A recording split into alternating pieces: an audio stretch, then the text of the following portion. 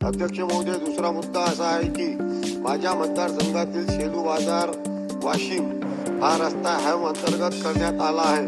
रस्ता सार्वजनिक बांधकाम विभाग वाशिम यांच्या आधिपत्याखाली 2 वर्षापूर्वी तयार झाला असून रस्ता अतिशय दर्जेदार असा बनवण्यात आला आहे।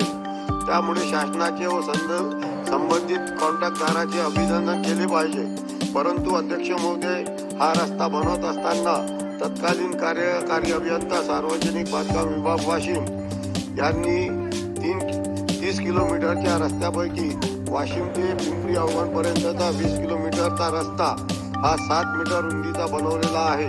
त्यामुळे रस्त्यावरून पिंपरी अवघणपर्यंत वाहतूक अतिशय सुलभ व सोपी झाली आहे। परंतु पिंपरी अवघण ते शेलू बाजार हा रस्ता 10 किलोमीटर लांबीचा असून या रस्त्यालागत कमी प्रमाणात वन विभागाची जमीन येते, परंतु कोठेही जंगल नाही। तरी तत्कालीन कार्यकारी अभियंत्याने संपूर्ण 10 किलोमीटर लांबीचा रस्ता 3.75 मीटर कमी रुंदीचा बनवला आहे। त्यामुळे वाशिमवरून पिंपरीपर्यंत वेगाने आलेले वाहन समोर एकेरी रस्ता असल्याने वेग कमी न करता वेगाने धावतात।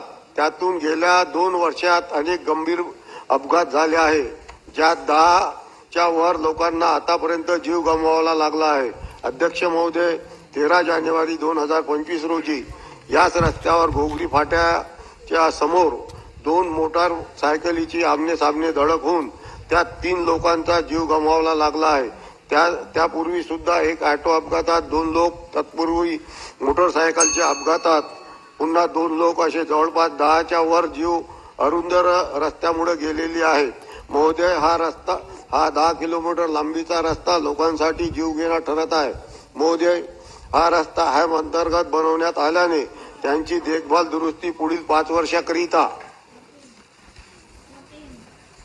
संबंधित कंत्राटदाराकडे असल्याने हा रस्ता पुन्हा नव्याने रुंदीचा बनवण्यास अडचण निर्माण होत आहे। तेव्हा अध्यक्ष महोदय, आपल्या माध्यमातून मी बांधकाम विभागाला विनंती करतो की यात लक्ष घालून 10 किलोमीटरच्या रस्त्याच्या दरम्यान असलेल्या वन विभागाचा अडथळा दूर करून हा रस्ता पूर्ण 12 मीटरचा बनवून भविष्यात होणारे अपघात व त्यातून जाणारे जीव वाचवण्यासाठी योग्य ती पावले उचलावी अशी आपल्या माध्यमातून विनंती करतो। जय हिंद, जय महाराष्ट्र। सन्माननीय सदस्य